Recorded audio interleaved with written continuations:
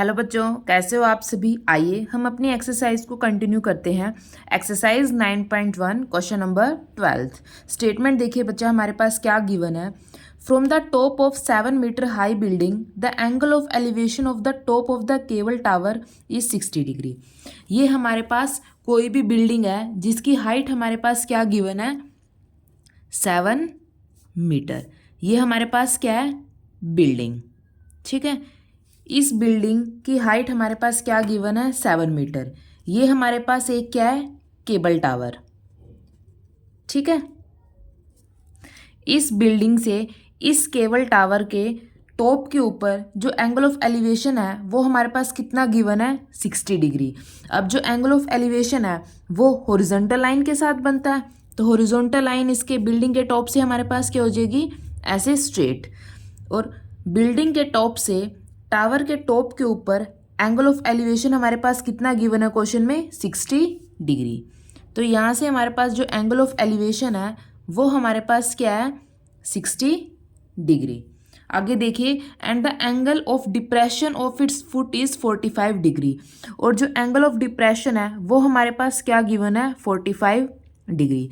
अब angle of depression है वो भी हमारे पास हॉरिजॉन्टल लाइन के साथ बनता है। ये हमारे पास क्या है, हॉरिजॉन्टल लाइन। इस बिल्डिंग के टॉप से इस टावर के फुट के नीचे हमारे पास कितना एंगल ऑफ डिप्रेशन है, 45 डिग्री। तो ये वाला हमारे पास जो एंगल है हॉरिजॉन्टल लाइन के साथ, ये हमारे पास कितना गिवन है, 45 डिग्री। एक बार दोबारा देखिए, ये हमारे पास 7 मीटर हाई बिल्डिंग है। ये हमारे पास एक केबल टावर है। इस बिल्डिंग के टॉप से इस टावर के टॉप के ऊपर जो एंगल ऑफ एलिवेशन है वो कितना है, 60 डिग्री। एंगल ऑफ एलिवेशन हमेशा हॉरिजॉन्टल लाइन के साथ बनता है।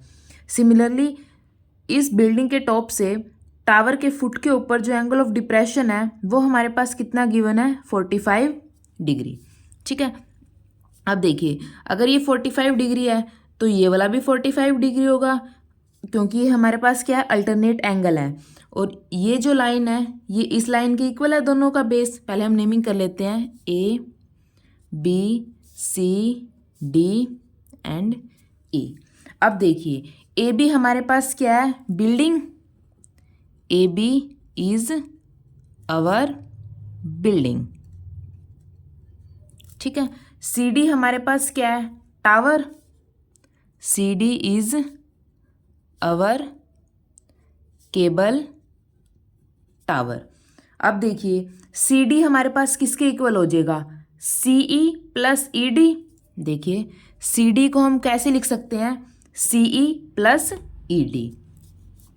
तो सी डी को हम लिखेंगे सी ई प्लस ई डी।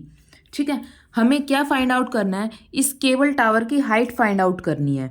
लेकिन केबल टावर की हाइट फाइंड आउट करने के लिए हमारे पास पहले सी निकालना, हमें फिर ई डी निकालना। उन दोनों को ऐड करके ही हम केबल टावर की हाइट निकाल सकते हैं। अब देखिए, हम ट्रायंगल लेते हैं, in triangle A B D हमारे पास हाइट गिवन है तो हम बेस निकाल सकते हैं। एंगल हमारे पास 45 डिग्री ऑलरेडी गिवन है। देखिए, in triangle A B D. अब देखिए, एंगल के अपोजिट हमारे पास क्या होता है, परपेंडिकुलर। जिस लाइन के साथ एंगल बनता है वो हमारे पास क्या होती है, बेस। अब देखिए, परपेंडिकुलर अपॉन बेस हमारे पास क्या होता है, टेंजेंट थीटा। तो हम टेंजेंट, और थीटा हमारे पास क्या है, 45 डिग्री। तो टेंजेंट 45 डिग्री किसके इक्वल हो जाएगा, परपेंडिकुलर अपॉन बेस। परपेंडिकुलर हमारे पास क्या है, A B upon base. Base हमारे पास क्या है, बी डी। टेंजेंट 45 की वैल्यू हमारे पास क्या होती है, 1 is equal to A B हमारे पास क्या गिवन है, 7 मीटर। 7 upon B D. तो यहाँ से बी डी की वैल्यू हमारे पास क्या हो जाएगी, 7 मीटर। ठीक है, अब देखिए, जो बी डी है और जो ए है आपस में दोनों क्या है, पैरेलल है और इक्वल भी हैं। तो जो हमारे पास बी डी है वो किसके इक्वल हो जाएगा, ए के इक्वल। और ए की वैल्यू भी हमारे पास क्या हो जाएगी, 7 मीटर। तो ये वाली भी हमारे पास क्या हो जाएगी, 7 मीटर। और बी डी भी हमारे पास क्या है, 7 मीटर। ठीक है, अब देखिए, अब हम ट्रायंगल लेते हैं ACE। अब ये वाली ट्रायंगल लेते हैं, इन ट्रायंगल AEC। ठीक है, अब इस ट्रायंगल में देखिए हमारे पास थीटा के सामने वाला हमारे पास क्या होता है, परपेंडिकुलर। तो ये हमारे पास क्या है, परपेंडिकुलर। और हॉरिजॉन्टल लाइन के साथ जो बनता है वो उसको क्या बोलते हैं, बेस। अब हमें परपेंडिकुलर चाहिए C, क्योंकि तभी तो हम ये निकाल सकते हैं हाइट ऑफ टावर। तो परपेंडिकुलर अपॉन बेस, अगेन हमारे पास क्या होता है, perpendicular upon base tangent theta.